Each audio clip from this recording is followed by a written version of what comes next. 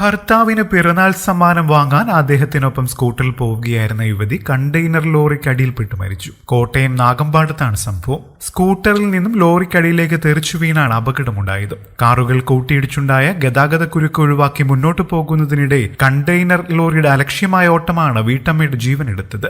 നീറിക്കാട് കല്ലമ്പള്ളി കൊല്ലക്കുഴിയിൽ ബിനോയുടെ ഭാര്യ പ്രിയയാണ് മരിച്ചത്. ബിനോയ് നിസ്സാര പരിക്കുകളോടെ രക്ഷപ്പെട്ടു. പ്രിയയെ ഉടൻ തന്നെ കോട്ടയം മെഡിക്കൽ കോളേജിൽ പ്രവേശിപ്പിച്ചുവെങ്കിലും ജീവൻ രക്ഷിക്കാനായില്ല. നാഗമ്പാടം റെയിൽവേ മേൽപ്പാലത്തിൽ ഇന്നലെ വൈകിട്ട് 5:30-ഓടെയാണ് സംഭവം. പ്രിയ ഭർത്താവിന്റെ പിന്നിലിരുന്ന് പോകുമ്പോഴാണ് അപകടം. നാഗമ്പാടത്ത് മീനച്ചലാറിന് കുറുകെയുള്ള പാലത്തിന് സമീപം ഇന്നലെ വൈകിട്ട് 5:30-നാണ് കാറുകൾ കൂട്ടിയിടിച്ച് അപകടമുണ്ടായത്.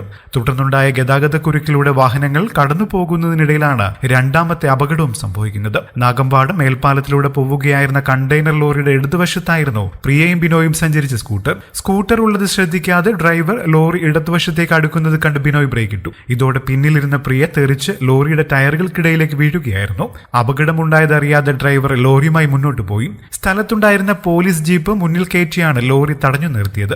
ആദ്യ അപകടം അറിഞ്ഞ് സ്ഥലത്തെത്തിയതാണ് പോലീസ് സംഘം. പ്രിയയെ ഉടൻ തന്നെ മെഡിക്കൽ കോളേജ് ആശുപത്രിയിൽ എത്തിച്ചുവെങ്കിലും രക്ഷിക്കാനായില്ല. 10ാം ക്ലാസ് പരീക്ഷ കഴിഞ്ഞ ഇളയ മകൾ ഗായത്രിയെ സ്കൂളിൽ നിന്നും വീട്ടിലാക്കിയ ശേഷമാണ് ബിനോയും പ്രിയയും കോട്ടയത്തേക്ക് എത്തിയത്. ഗംഗയാണ് മറ്റൊരു മകൾ. ലോറി പോലീസ് കസ്റ്റഡിയിലെടുത്തു. കൂടുതൽ വാർത്തകൾക്കും വിശേഷങ്ങൾക്കുമായി ഈ ചാനൽ സബ്സ്ക്രൈബ് ചെയ്യാൻ മറക്കില്ലേ. നന്ദി.